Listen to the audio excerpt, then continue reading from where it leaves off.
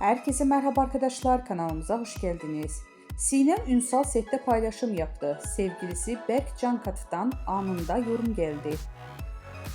Kanal D'nin büyük ilgi gören dizisi Uzak Şehir'de başrollerini oynayan Sinem Ünsal ve dizinin ikinci sezonunda başlamasıyla setten yeni kareler paylaştı.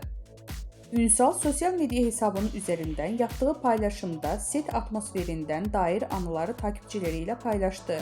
Bu paylaşım kısa sürede büyük beğeni toplarken sevgilisi ve aynı zamanda oyuncu olan Berk Cankat'tan anında bir yorum geldi. Sinem Ünsal dizide aile karakterine hayat verirken sette yaptığı paylaşımlarda adından söz ettiriyor. Geçtiğimiz aylarda yeni yaşını kutlayan oyuncu sosyal medyada sevgilisi Berk Cankat'tan gelen romantik doğum günü mesajı ile dikkatleri üzerine çekmişti. 2 yıldır birlikte olan ünlü çift doğum günü mesajları sosyal medyanın kullanıcıları tarafından ilgiyle takip edildi. Berk Cankat, Sinem Ünsal'a hitap ederek "canım eşim" diye seslenmişti.